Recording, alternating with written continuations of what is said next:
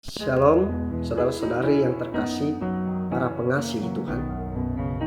Hari ini kita perlu menyadari bagaimana keadaan kita hari ini.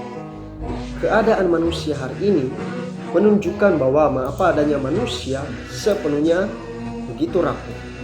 Manusia cepat sekali tersinggung, mudah khawatir dengan situasi yang ada, cepat takut, gelisah, cemas. Tidak lain karena manusia di dalam dirinya tidak ada sesuatu hal yang pasti. Sehingga ketika kita melihat situasi hari ini banyak yang tidak pasti, orang sudah mulai bosan, mulai stres.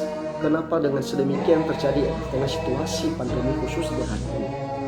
Kiranya melalui video ini kita bisa melihat apa yang perlu kita lakukan dan apa sebenarnya keperluan kita yang sangat mendesak, dan apa penyebab semua ini.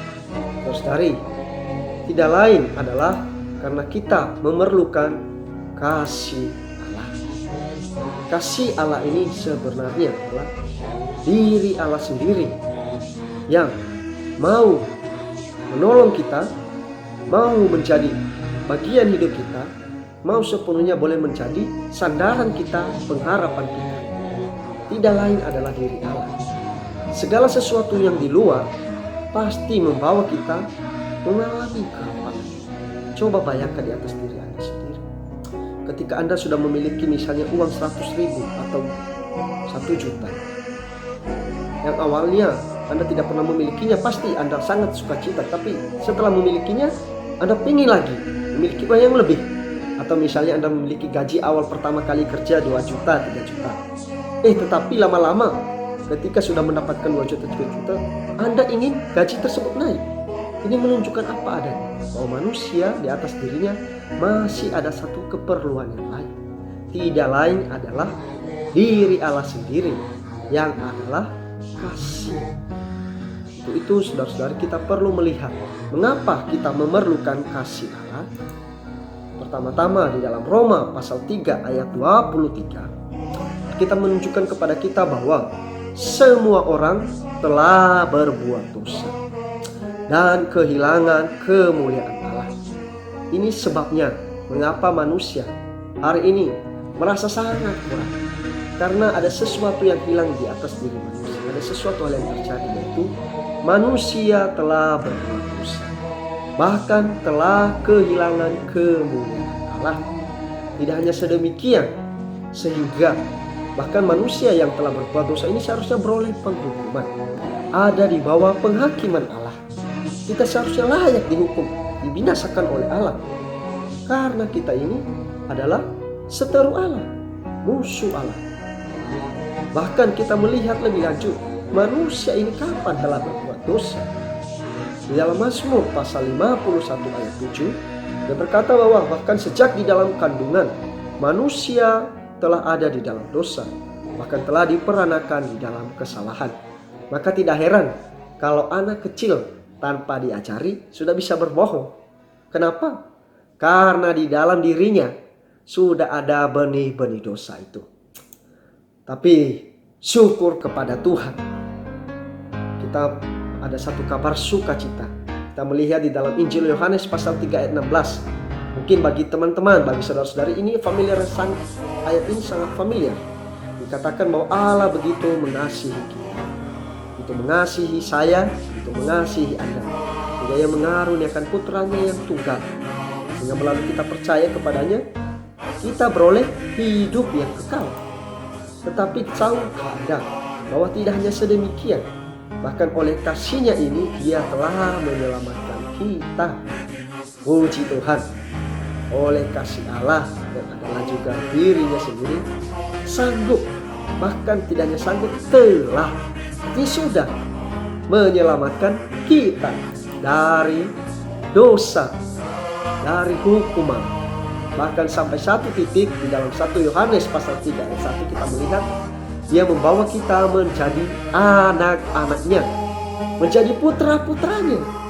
Wah, ini adalah satu kabar sukacita, teman-teman, para pengasihi Tuhan, Bapak, Ibu, saudara-saudari.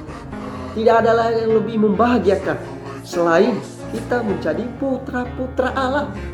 Kita sewaris dengan putra sulungnya adalah Yesus Kristus menjadi bagian kita. Puji Tuhan.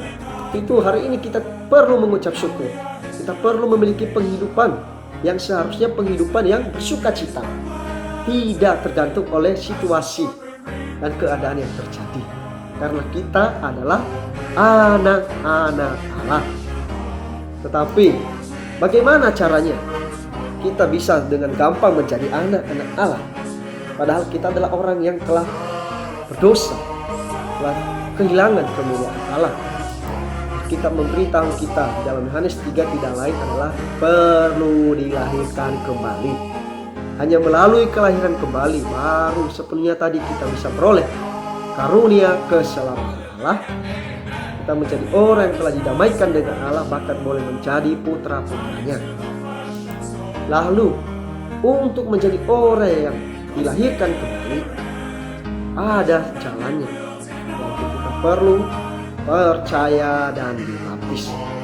Percaya menunjukkan adalah satu, hubungan kita percaya kepada Tuhan. Tapi ini adalah sesuatu yang abstrak, yang mana seperti satu langkah kaki yang melangkah ke depan, tapi masih ada satu kaki lagi yang tertinggal. Untuk itu perlu kaki yang satu ini perlu melangkah ke depan juga, yaitu perlu dibaptis. Karena dibaptis adalah satu tindakan penegasan. Kita menegaskan kepada dunia, kepada musuh Allah, bahwa kita sepenuhnya telah diselamatkan, dipindahkan dari kerajaan gelap ke dalam kerajaan terang. Puji Tuhan, hanya melalui langkah inilah, melalui percaya dan dibaptis, kita dilahirkan kembali menjadi satu-satunya jalan kita sepenuhnya menjadi orang yang beroleh karunia keselamatan Allah, beroleh kasih karunia Allah, sehingga kita sepenuhnya memiliki penghidupan yang menikmati Allah, penghidupan yang bersukaria, sungguh suatu sukacita yang kelak bahwa kita menjadi anak-anaknya. Jadi teman-teman yang terkasih, bagi Anda yang belum percaya, segeralah percaya kepada Tuhan. Tidak ada sesuatu hal yang lain di dunia ini yang bisa menjadi jaminan kita. Yakin dan percayalah segala sesuatu akan berlalu, tetapi perkataan firman Tuhan tidak ada yang berlalu. Kiranya kita menjadi orang yang terus percaya kepada Tuhan. Jadi jangan tunggu lagi. Jikalau sudah percaya, yakin, segera berdoa, ambil keputusan lebih lanjut, perlu dibaptis, mau masuk ke dalam Allah Tritunggal, menikmati Dia, sehingga penghidupan kita hari-hari adalah penghidupan yang segar, penghidupan yang menang terhadap segala situasi yang ada, menang terhadap segala situasi yang menghimpit kita, menang dari segala situasi keresahan, kegelisahan, tetapi sepenuhnya kita menjadi orang-orang yang bisa menyebarkan sukacita, damai sejahtera Allah yang telah memerintah di dalam kita, yang telah membawa kita menempuh penghidupan yang berkemenangan. Tuhan Yesus mengasihi kita. Tuhan Yesus anugerahnya menyertai saya dan Anda. Tuhan Yesus berkati para pengasihi Tuhan. Maju terus. Amin.